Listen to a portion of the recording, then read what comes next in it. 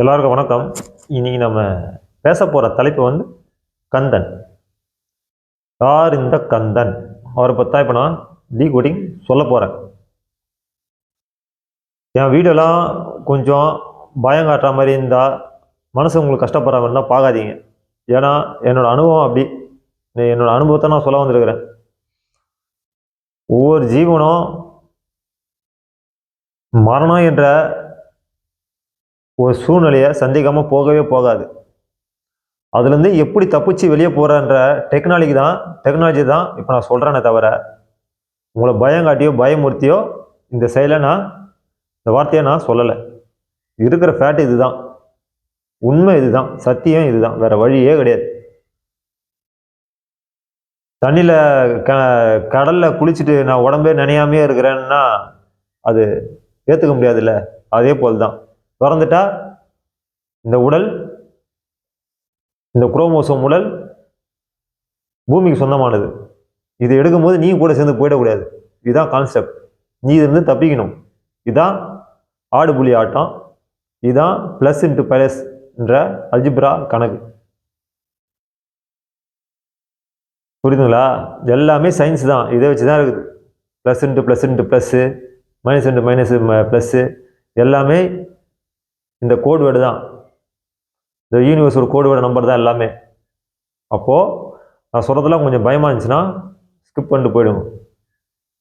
இப்போ நான் சொல்ல வேண்டியது என்ன கருத்துனா கந்தனை பற்றி சொல்ல வேண்டியது. ஓகேவா? இப்போ நான் சொல்கிறேன். கந்துனா சூடு. உடம்புல நமக்கு நிறைய இடத்துல இந்த சூடு பாயிண்ட்டுகள் நிறைய இருக்குது. உடம்பு ஃபுல்லாகவே இருக்குது. ஆனால் இந்த சூடு எப்போ எழுந்துக்கோன்னா, உனக்கு டென்ஷன் ஆகுனா எழுந்துக்கும். அப்புறம் நீ ஒரு பொருளை தேடும் போது எழுந்துக்கும். உனக்கு ஜுரம் அடிக்கும் போது எழுந்துக்கும். உடம்புல நோய் வரும்போது இந்த சூடு எழுந்துக்கும். அப்பப்போலாம் அந்த சூடு எழுந்துக்கும். அதிகமாக டென்ஷன் ஆகும்போது கூட பயங்கர நிறைய தலைவலி, தீராத தலைவலி, அந்த வலி, இதெல்லாமே இந்த கந்து பண்ணுற வேலை தான். அப்போது இதை மாத்திரை சாப்பிட்டு கூல் பண்ணும்போது டவுன் ஆகிடும். இந்த கந்து தான் குண்டலினி. அப்போது உனக்கு உடம்பு எப்பப்பெல்லாம் சரியில்லாமல் போதோ, எப்பப்பெல்லாம் உனக்கு உடம்புல தொல்லைகள்லாம் வருதோ, அப்போல்லாம் குண்டலி சக்தி உனக்குள்ளேருந்து எழுந்துக்குது. அதை நீ மாத்திரை சாப்பிட்டோ, மருந்து சாப்பிட்டோ, வேற எதையும் சாப்பிட்டோ அதை நீ சால்வ் பண்ணுற.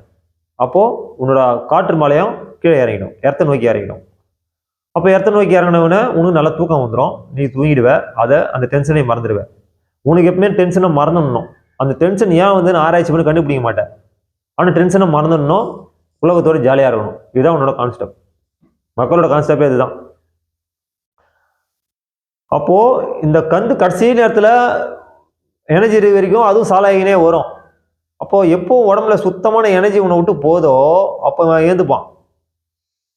அப்போ கடைசி நேரத்தில் அவன் ஏந்துக்கும் போது இந்த கந்து பயிற்சி நீ பண்ணிய வச்சிருந்தீங்கன்னா அவன் உன்னை அழகாக கூண்டு போயிடுவான் புஷ்பக விமானத்தில்.